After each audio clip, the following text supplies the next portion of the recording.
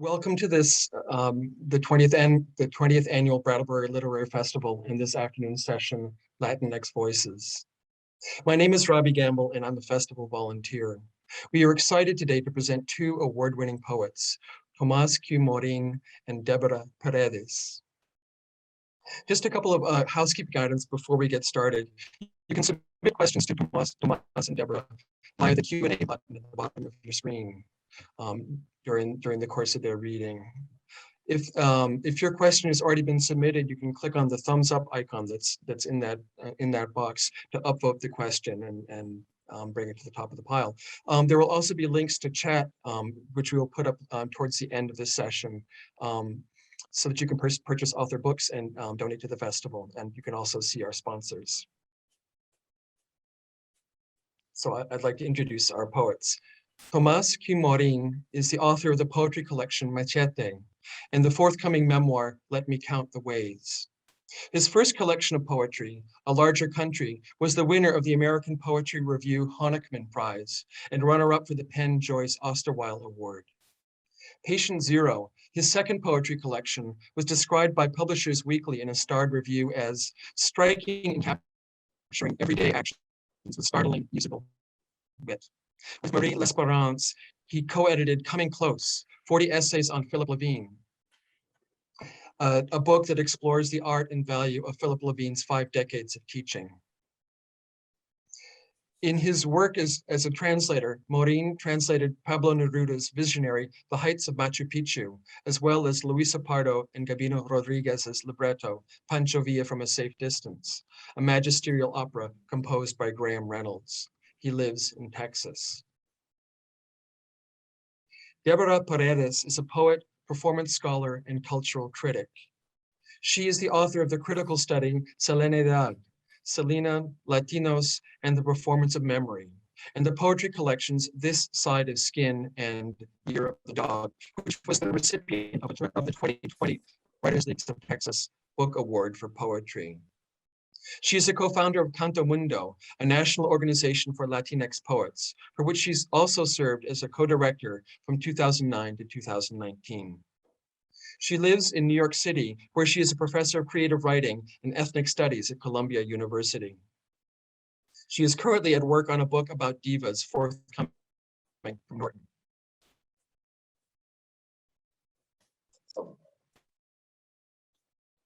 Hey, everyone.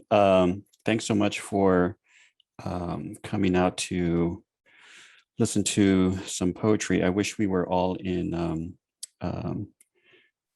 sunny Vermont right now, doing this in person. But one of the beautiful things about, as we were talking before the event, about Zoom is that you can get lots of different people from all over, watching and participating. And I'd like to give a special shout out to my mom and my brother who are watching.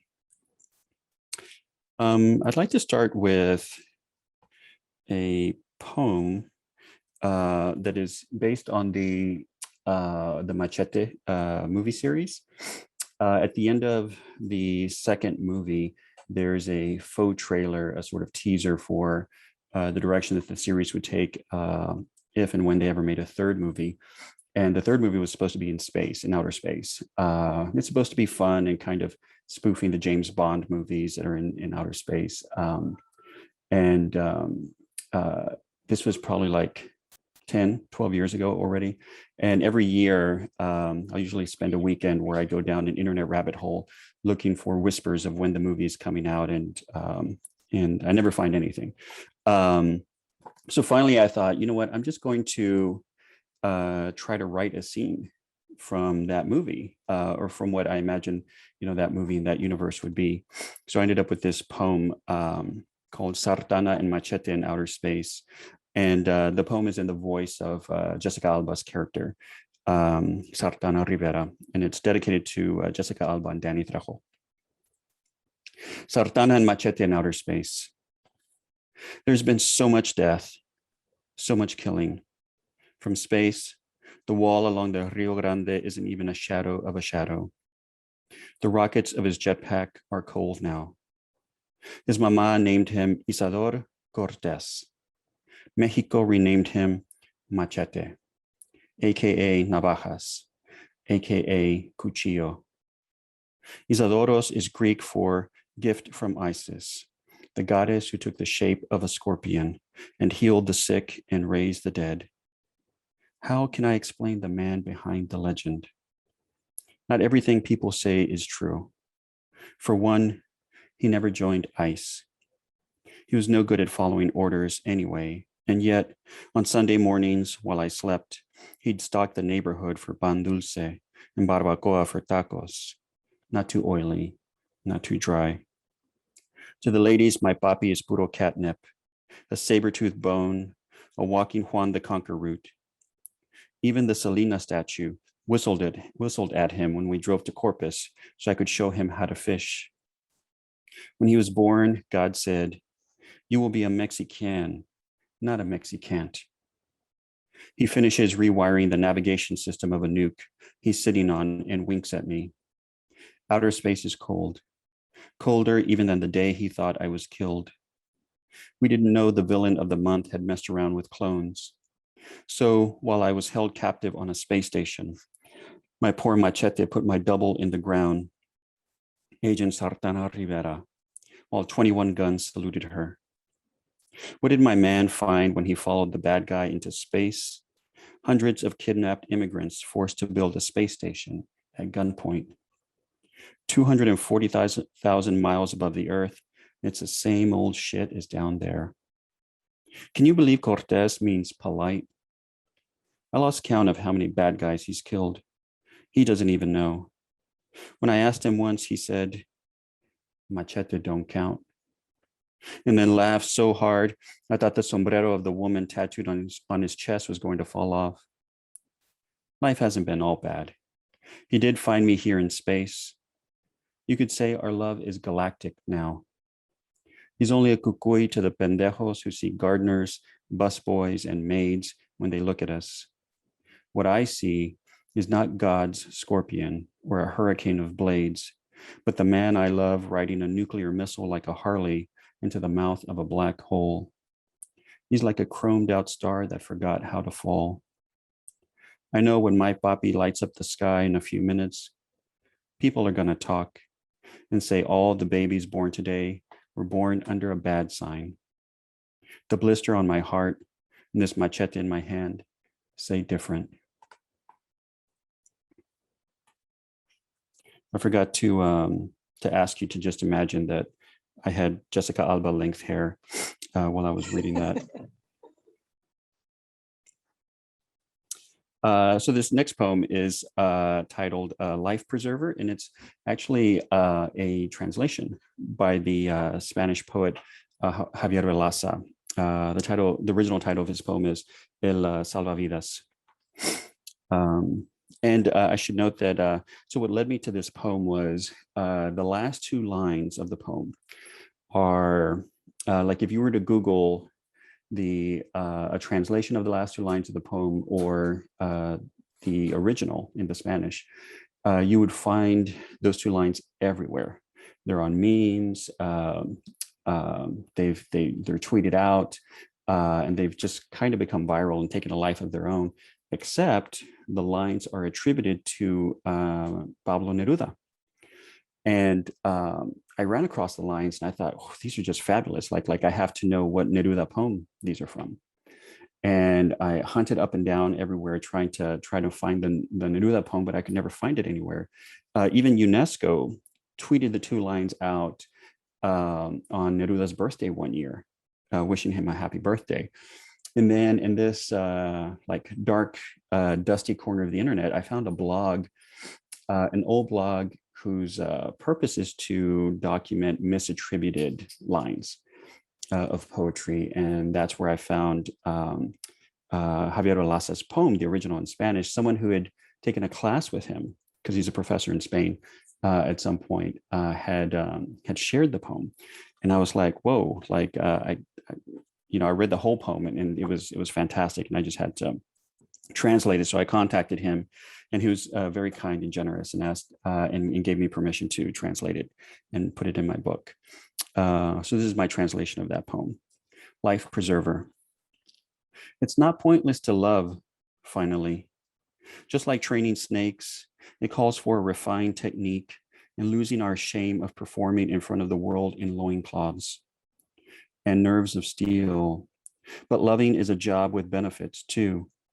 Its liturgy soothes the idleness that maddens, as Catullus knew, and ruined the happiest cities. Under the tightrope there stretches, don't ask for a net, it's not possible. Another rope, so loose, but ultimately so pointless at times, below which there is nothing. And half open windows that air out your anger and show to your night other nights that are different. And like that, only love saves us at last from the grip of the worst danger we know of, to be only and nothing else ourselves. This is why, now that everything is said and I have a place in the country of blasphemy, now that the pain of making words for my own pain has crossed the thresholds of fear, I need from your love an anesthetic. Come with your morphine kisses to sedate me.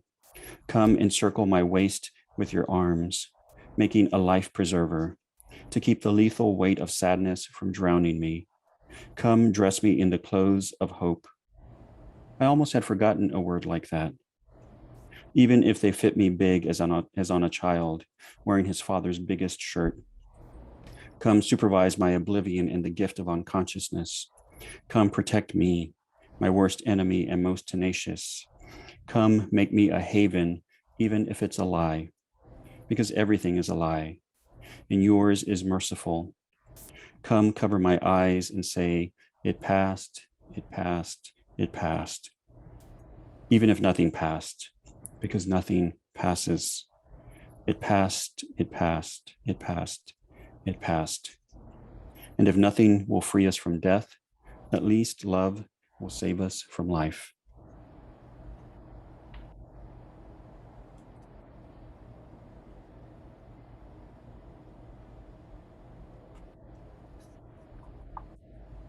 And this is the title poem of my new book, Machete.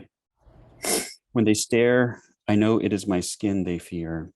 This face, this hair so unlike theirs. I meet their eyes and make them sway like fields of cane. When they stiffen, I sharpen the edge of my smile and watch them fall. I love them in my cake, how they sink in the dark coffee, where they give up the sweetness they make me take one slice at a time.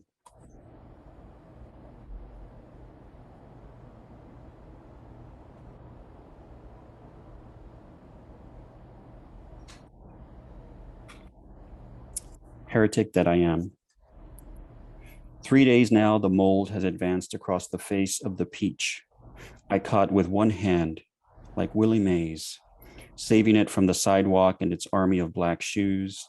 And how could it happen that my peach turned into Castro, the young one who regularly baptized the microphone in the first row of sleepy workers with his spit and anger and love?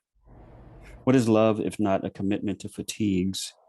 And I wonder if he wore sea green trunks to the beach or olive pajamas with padded feet. I have to know if mold lived in his crisper too. And did it goose step even in that temple of cleanliness, before which he kneeled and hunted the last rebellious grape, unwilling to bear the tyranny of vines? This morning, I am the one kneeling and praying in the kitchen over the beard of my communist peach. How it's a second cousin of the hacky sack, albeit spongier, like a meatball, which reminds me the letter M is for Marx and for moonshot and for miracle. And sooner or later, M is also for mercy. Mercy, we have beauty. Mercy, we can't live forever. Mercy, we have time and rot to work our stubborn flesh away from the bald, pale soul that screams with joy when it pops up and free toward the first night of October in Indian summer.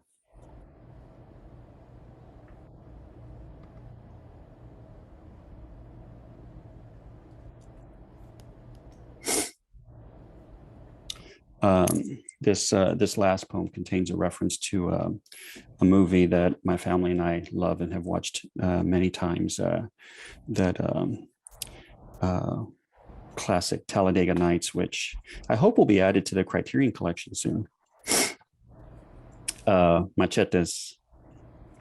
I wrote a poem once that I called Machete. It was angry because I was angry when I wrote it. Angry over white supremacy and blah, blah, blah. It's okay if you haven't read it, because it only had one machete in it. And everyone knows a poem with multiple machetes always trumps a poem with a single one. Can we reclaim that word yet? You know the one I'm talking about. Don't make me say it again.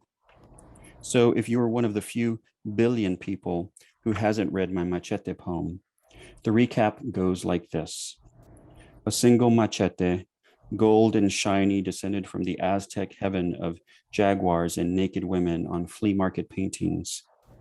That joke was going to be longer, but I can't keep a straight face for more than 6 lines, even when the lines are as short as these are.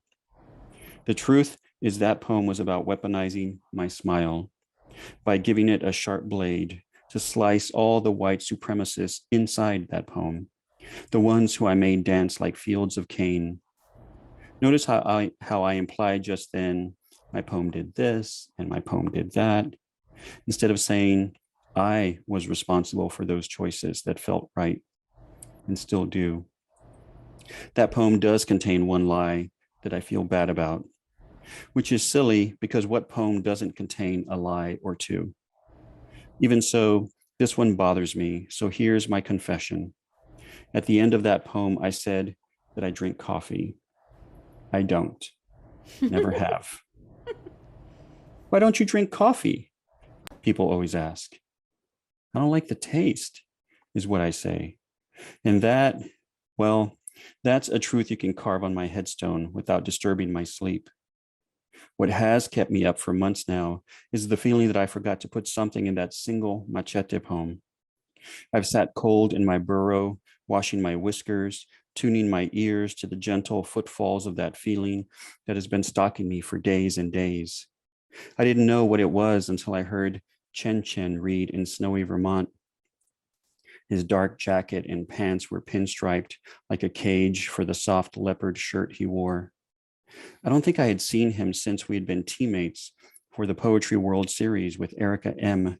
And even though we won the game, the real victory came while we waited on the corner of Crosby and Houston for the crosswalk signal, when he and I decided we would go west to Miss Lily's, and the group could go where it wanted, because we didn't want a sports bar, because we didn't want American food, because we didn't want to take orders from the white woman we didn't know who put herself in charge of the group that night.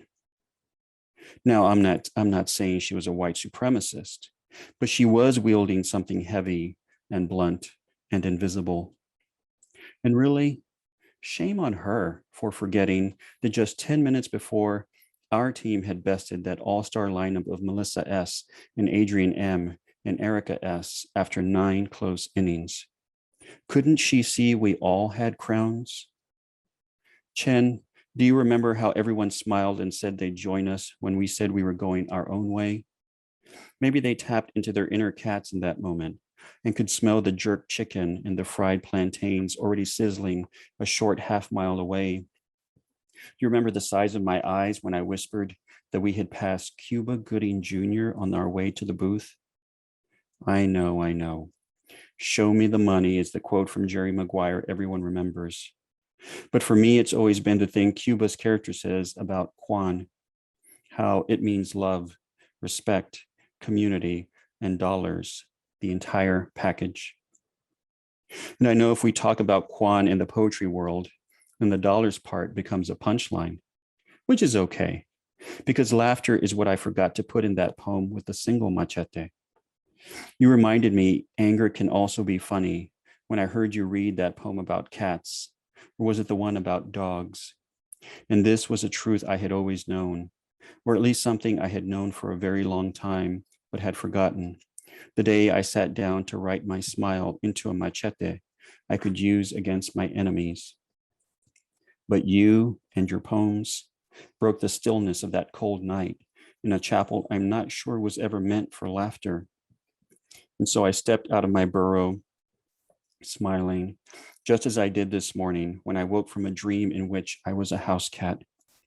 I was a tortie, and with every step, my legs grew longer and my shoulders churned like the discs of a plow under my skin that was now golden like the color of wet limestone.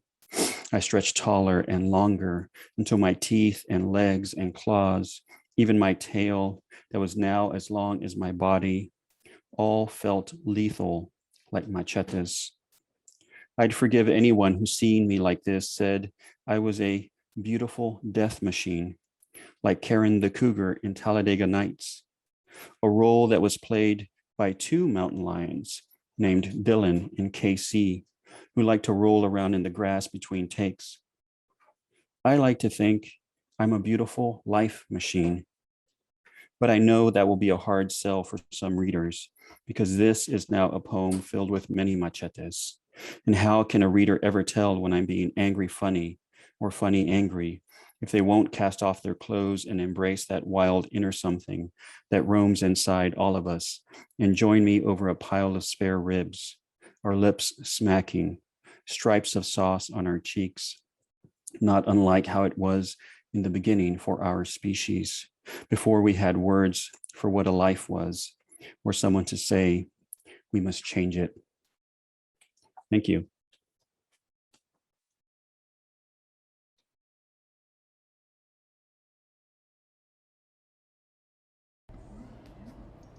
Thank you so much, Tomas. That was just beautiful. Thank you. So excited to talk to you more about it. Hi, everyone. I'm Deborah Paredes.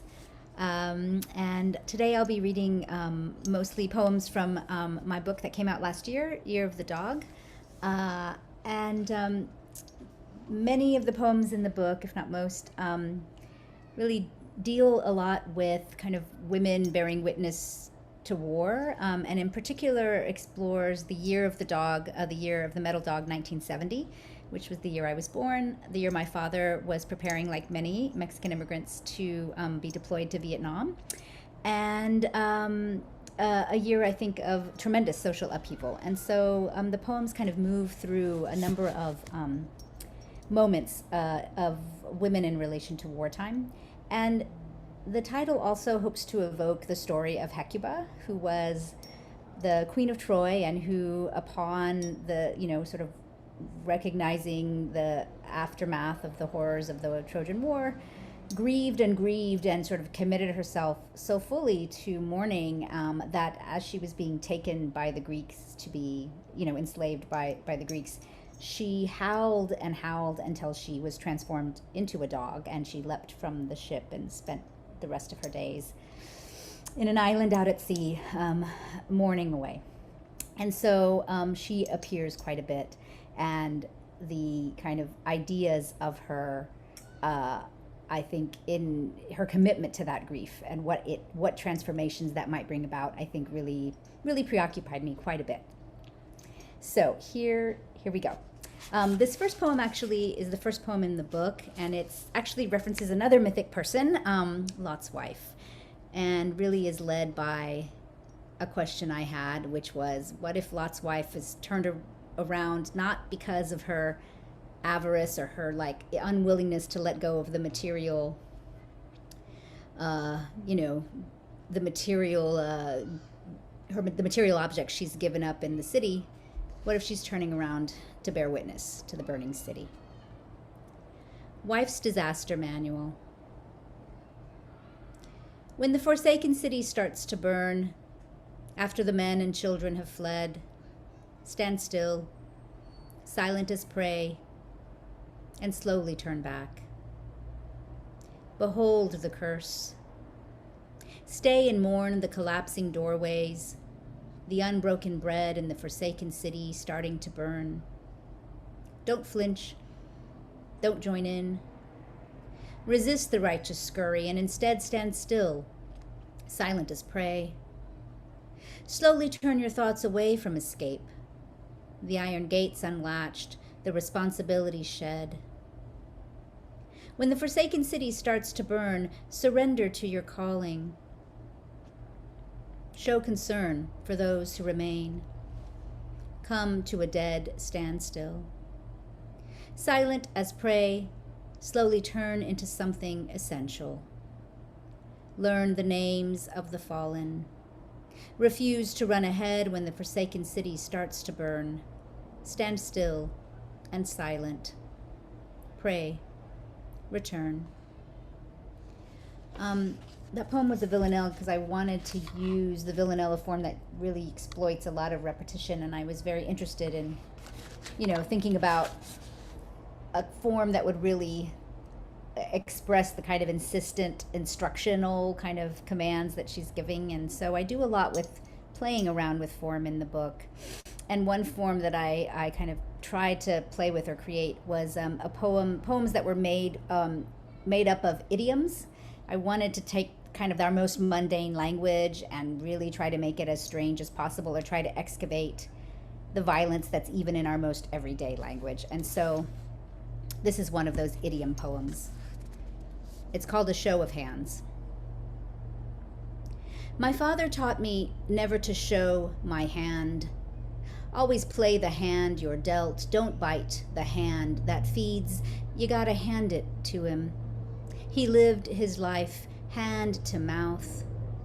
Even before Nam, he knew close only counts in horseshoes, and hand grenades go hand to hand combat. Idle hands are the devil's play into the enemy's. Hand it over, and out of his hands, ringing a bird in hand is worth two. In the bush, he wasn't so good with his hands.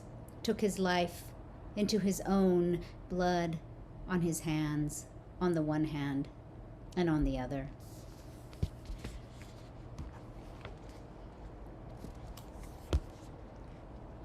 This next poem actually takes place in December of 1969, on December 4th, in Chicago, Illinois, which was the night that Fred Hampton, who was one of the leaders in the Black Panther Party, was murdered by Chicago police and the FBI. And when he was shot through in their apartment, in bed with him was his partner, Deborah Johnson, Akua Najeri, who at the time was 8.5 months pregnant. Lightning. You didn't look down or back. Spent the fractured minutes studying each crease and curve of the law men's faces, so later you could tell how it happened. How you crossed over his body. How you kept your hands up. How you didn't reach for anything. Not your opened robe, nothing. How they said he's good and dead. How you crossed over the threshold, how you lifted one and then the other slippered foot across the ice, how you kept yourself from falling. How your bared belly bore the revolver's burrowing snout. How when the baby starts to descend, it's called lightning, though it feels like a weight you cannot bear. Lightning is when you know it won't be long before it's over.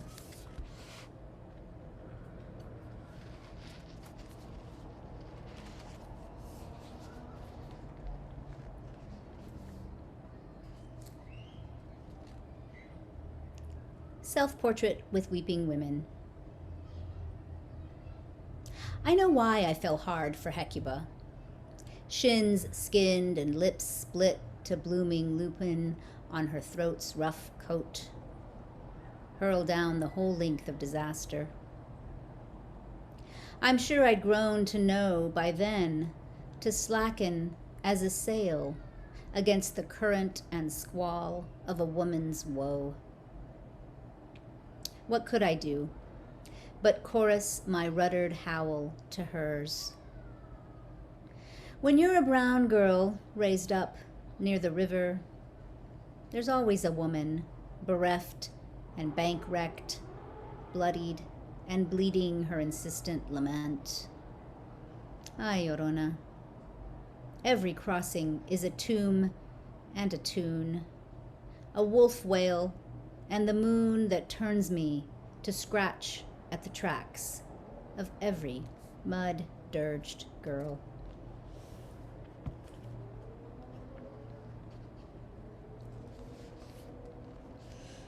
Year of the Dog, Walls and Mirrors. This poem takes place in a different year of the dog. It takes place in 1982, which was the year that the Vietnam Veterans Memorial was built. And it was designed by Maya Lin, who actually has an amazing exhibit right now in downtown New York City. And as it was being constructed, she wrote an essay from which I quote in the epigraph, and Maya Lin says, "The wall dematerializes as a form and allows the name to become the object," which in many ways is exactly what happens with that memorial. The English translation of my surname is Walls, misspelled. The original S turned to its mirrored twin, the Z, the beginning of the sound for sleep. I'm nearly 12, and the mirror is a disaster I learn to turn away from. The girl looking back, always looking to extract her pound of flesh. I had a simple impulse to cut into the earth, Maya Lin is writing, as the mirrored wall of names she's made is arranged and laid against the riven hillside. I never looked at the memorial as a wall, she writes, but as an edge to the earth, an opened side. For a wall to become a mirror, it must not absorb or scatter too much light. For a girl to become the protagonist, she must sleep with the guy, or until he kisses her awake.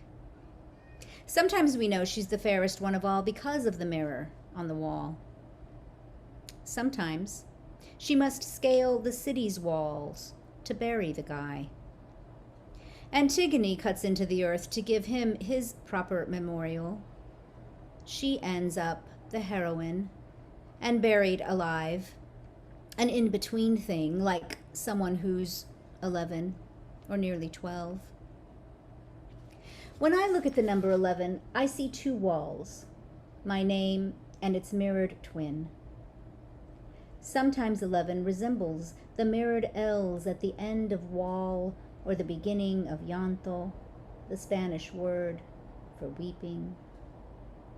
Sometimes 11 looks like a pair of railway sleepers arranged and laid along a track that's always leading me back to my war-worn father. Sometimes the guy comes back from battle and has seizures in his sleep, and the girl must shake him awake. Sometimes the wall and the name are one and the same. Sometimes the wall is where we end up to begin letting go our llanto.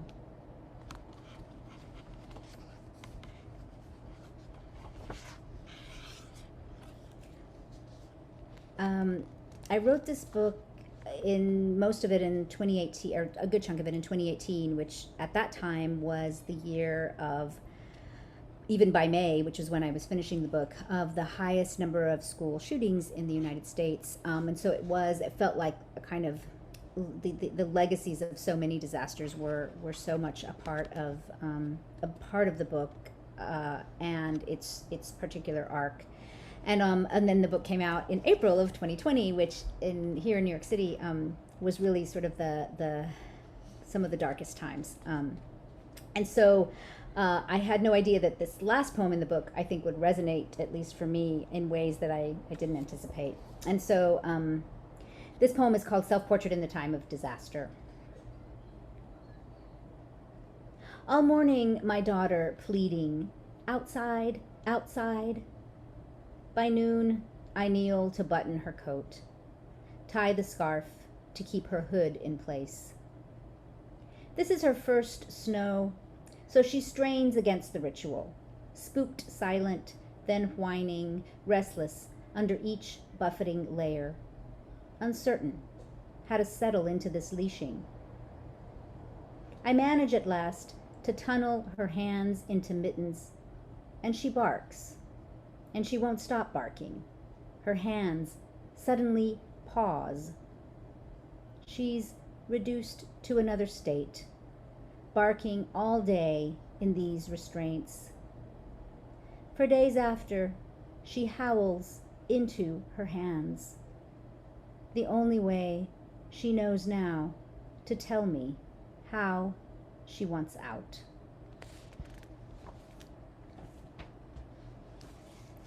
I'm going to read two more poems. One is a much older poem and one a relatively new poem.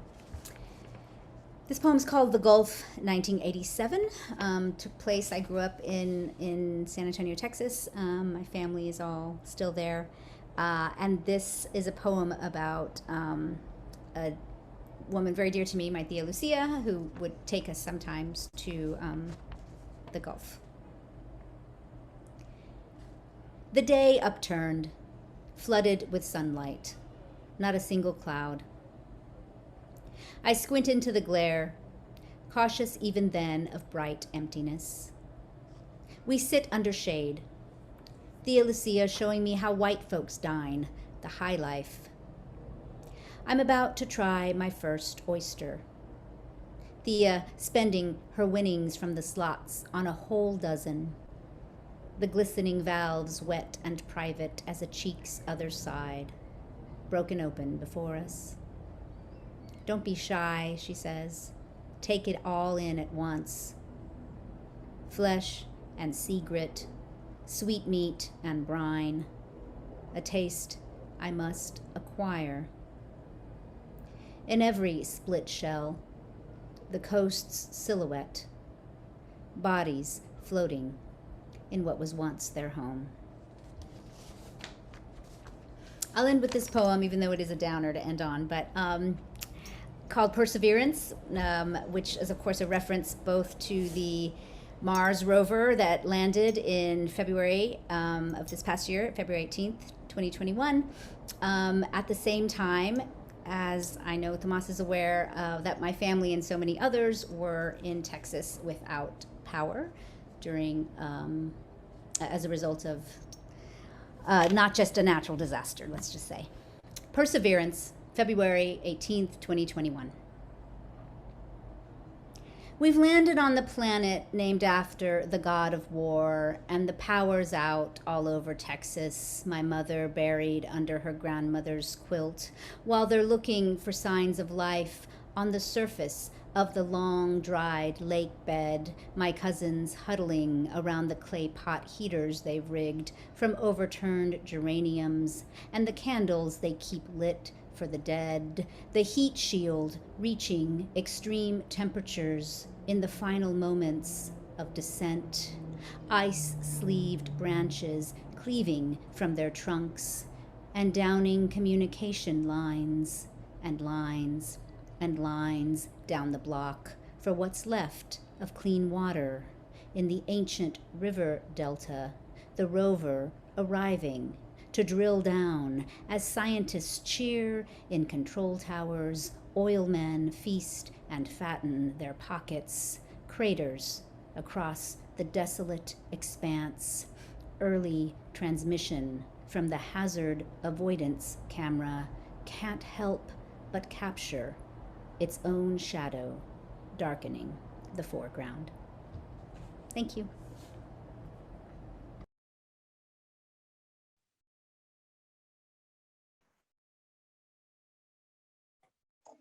That was beautiful. Well, thank you, both of you. That was wonderful, wonderful readings. Thank you. It was a pleasure. I've been scribbling madly, and now I'm sort of just awestruck with the range of your work. So I would encourage people in the audience to, if they have responses or questions, to put them into the question and answer box And we're going to be putting up links to Tomas and Deborah's books so that you can purchase them and dive deeper into this wonderful work.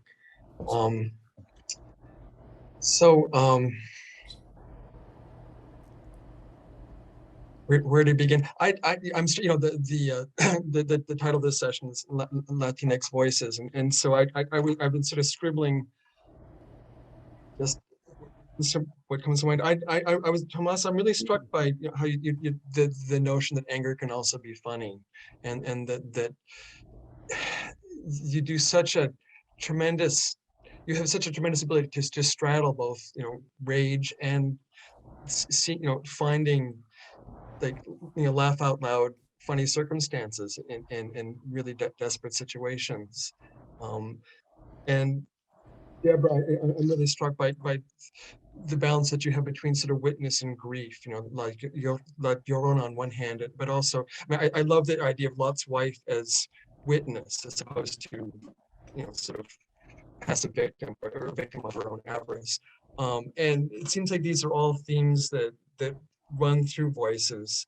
So I would love if you could both just sort of talk about, how those things run through and how they innovate your work and how they make it possible for you to sort of keep on going with it. Deborah, do you want to? Sure, I can go first. Thank you so much, Robbie. And it's such a pleasure to, I feel like I've been reading your work for so long, Tomas, and it's just great. Sadly, we can't be in the same place, but I feel like I've just missed you in so many places. Likewise. Yeah, it's great. For me, certainly, I've always been interested in, I guess, a tradition of feminist elegy, right? And what to do with the elegiac in relation to, in relation to war in particular, in my case. But, I really did get kind of obsessed with Hecuba at a pretty young age before I think I knew why. And I think part of that, for me anyway, and I think this relates to a kind of experiences that happen, I think, for many, certainly for many Latinx communities, but Latinos served in Vietnam in huge proportions, especially in relation to their population proportions, just like African Americans and other, I think, working poor. And my dad got his citizenship papers right just in time to serve, right, as happened for so many, or so that he could serve. And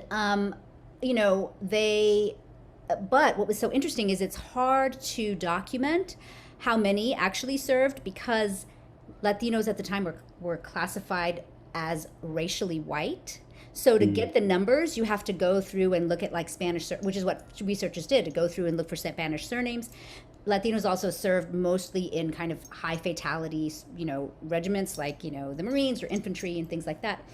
All that is to say, I think that Latinos have always challenged, I think, conventional or hegemonic notions of documentation, right? They challenge, I think, documentation. The idea, we're also overdetermined by our documentation status, right? And I think that these ideas about documentation and these ideas about witnessing in relation to war were very much informed by my experience as the daughter of a Latino Vietnam vet, right? And I think my poetic sensibility is informed by, those notions of of really not shutting up about the war or the aftermath of war, right? Salma Sharif talks about the afterlife of war in her work, and of also, I think, really really challenging documentation. So my book includes a lot of photographs that I kind of collage and mess with in a way to honor that. I think for me, the sort of dovetailing between anger and humor and laughter, it really starts with my love of the blues.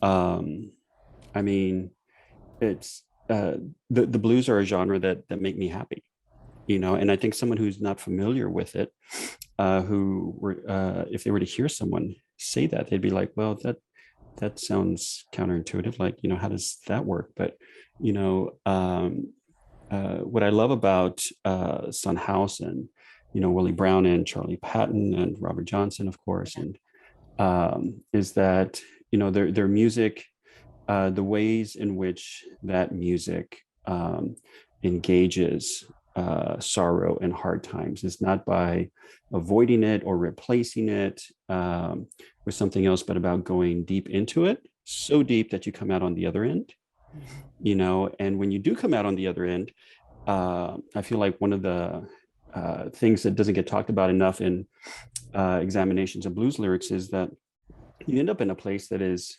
kind of absurd. You know, it's absurd because life can be absurd, you know, if you're able to have just the right amount of distance, you know, from it. So like for me, it's being a longtime fan, you know, of the blues. I think that's that just, you know, dovetails there. But then also I love I love slapstick, you know. I love Abbott and Costello, you know, those are some of my favorite favorite movies. Laurel and Hardy, you know, this again, this like smashing together of pain and laughter, and you know, I mean, they both generate tears, right? You know, the best laughter and the most hurtful pain. I find it interesting that they manifest physically in our bodies in the same way. You know, tears come from both.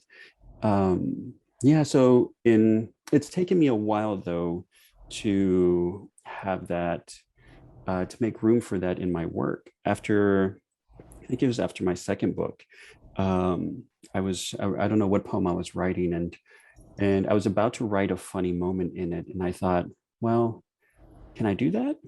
I don't really do that. That's not like really a thing I do. And then I reflected and I thought, well, I'm a funny person in real life. I like to make my friends laugh. I love laughing. Why is that part of me not represented in my work? You know, and I didn't know the answer. And even if I did know the answer, I think I still would have ended up in the same place where I sort of resigned myself to, you know what, I'm going to make room for it. You know, I'm going to make room for it and just be more myself.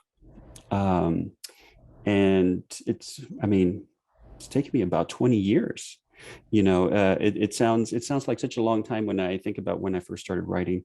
20 years to just kind of get to a place where I feel like the poems that I'm writing now, the poems that are in this book, Machete, they are the closest of anything that I've written to how I think, to how I feel, to how I speak. And yeah, I mean, I'm just, I feel so much happier. I mean, not that I wasn't happy before with what I was writing, but now I'm like, oh, like this is me. When I give a reading, I feel less like I'm performing and more like I'm just being myself. You know, I'm not having to be, you know, poet me, you know, for an audience. And that feels very powerful.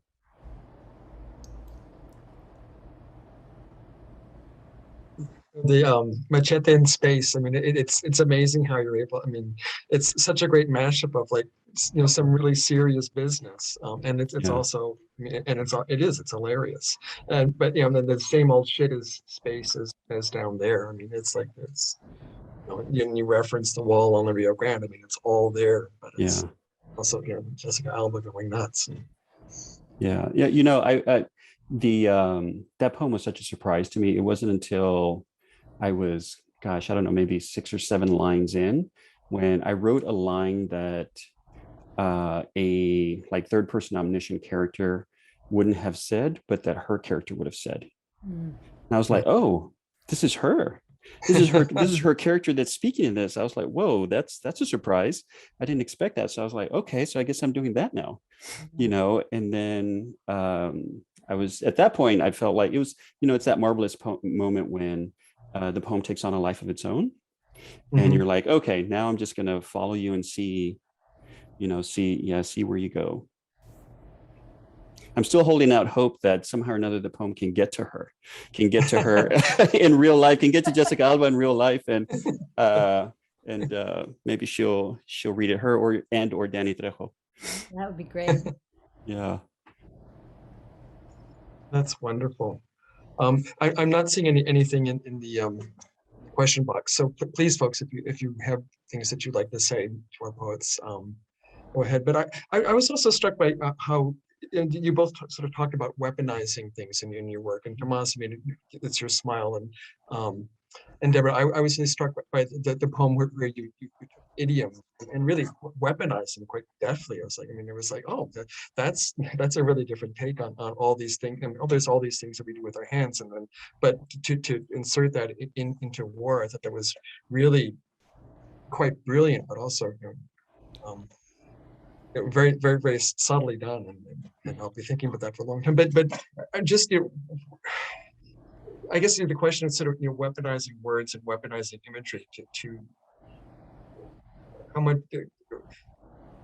how do you think about that, the strategy, or where is that in? Yeah. For me, I think that so much of the time when we're talking, when in the larger narratives of war and violence, there's so much of the spectacularization of it that's often, part of it, and especially with Vietnam, because of the war photography it's still so iconic. I really engage in kind of trying to tear apart some of those iconic images that we think we've come to know and that we've almost become inured to because we've come to know them. So I was very interested in thinking about, like, well, how then do you do that with language, like how, really wanting to get across, like, it's not just always in the spectacular, right, or in the momentous where the violence lives on, and it's often in the quotidian, it's often in the everyday that we have inured ourselves to the violence held within it, or to, and I think that to get at, like, how the war lived on in the everyday and continues to, I thought, well, what's the most everyday cliched language? It's the idiom. And then as I started looking at idioms, I'm like, oh my gosh, so many idioms are just full of body parts. And so for me, each poem, like, so this was hands and feet, right? Then there's a poem that's like hearts and minds, right? Vietnam. There's one that's about mouths. And so each idiom poem focuses on idioms that are just about a particular body part. And they're strewn throughout the book as a way to literally kind of show the bodies that are sort of strewn about and continue long after the war. So for me, the weaponizing of them, it was less about weaponizing them, and I think revealing that within them is the aftermath, right? And that to me, by simply putting them together in that litany and butting them up against each other, that attempt was at least I tried to make. Yeah. For me, I wrote that Machete poem when I was living in a very, very white, wealthy part of New Jersey for a year. And my experience, like, walking from the university where I taught at that time to the downtown to get some groceries was like nothing I had ever experienced before. I was in Texas. I looked like most everyone else, and as a result, I enjoyed a sort of invisibility in Texas. Living in that community, I was suddenly visible in a way that I wasn't before. And I kid you not, people would rubberneck out of cars as they were driving by me walking on the sidewalk, because it was so strange. A friend of mine said, I don't think they were used to seeing a brown man of leisure. Yeah. Because there were people of color in that town, but they didn't live there. They only worked there. Yeah. I wasn't wearing an apron or a uniform, and it was so dispiriting, to experience that. And eventually, like, my sort of strategy to try to deal with that was because the anger wasn't getting me anywhere, was to smile at them. A smile that says, I know what you're thinking. I see you. I see you for who and what you are. And that's not going to, I'm not going to let that rob me of my joy. I feel like the people who would love to see us to see everyone who doesn't look like them go back to where they came from, even though where we came from is here, many of us, like, they are threatened by our joy, and they find our happiness so threatening, our comfort threatening, which is why like the book has, I mean, it has some really zany pieces in it. Like there's a piece on fatherhood, being a father. It's called Two Dolphins, and the poem ends with these lines that I took from Wes Anderson's Life Aquatic with Steve Zissou, and it's these lines that Bill Murray says in the movie, and the poem is just like super, like super zany, and leans into this sort of, weird, absurd, fun, vision of the universe that I have, and it was like so much fun to write, and also to show myself as a parent, and not as, not as the, the suffering brown man that, that we see in, like whenever Latinos come up, Latinx people come up, it's usually, in the media. We're not just like, no one's doing pieces about us just living our lives. It's always because something has gone down, and yeah, and I wanted to show something, something different.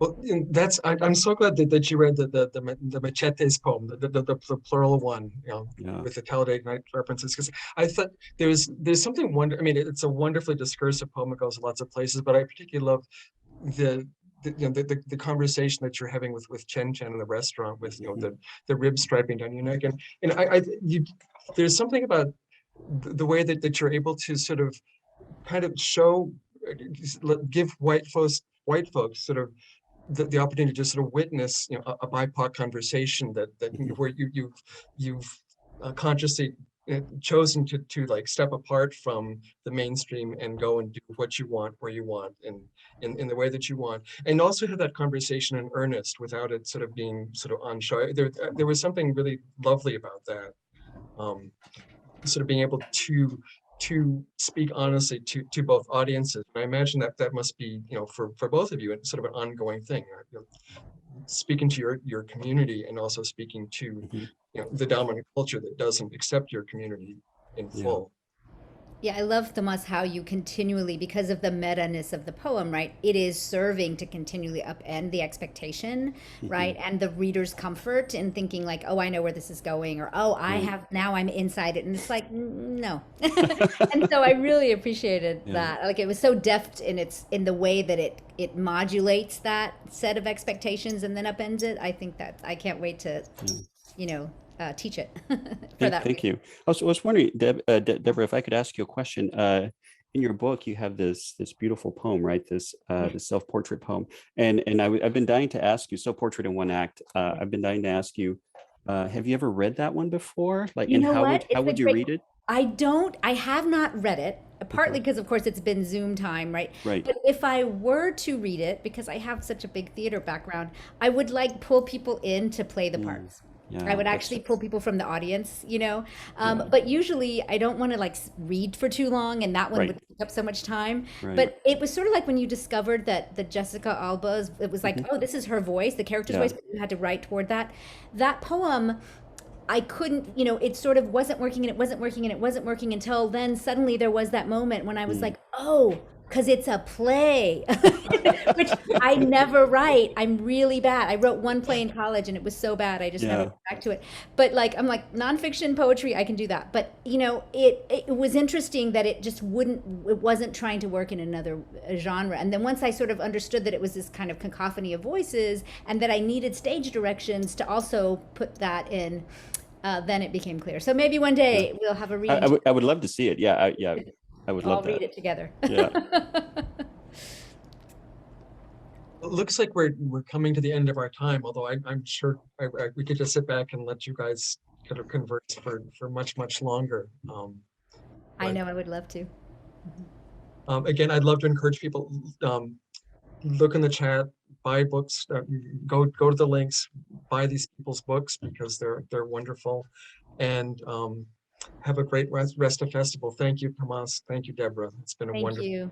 Thank Yeah, you. thank you Really, both. It was so great to spend time with both of you. yes, it really was. Thank you. And I'm so looking forward to your memoir, Tomas. I already have it on pre-order, so Oh, thank you. I appreciate that.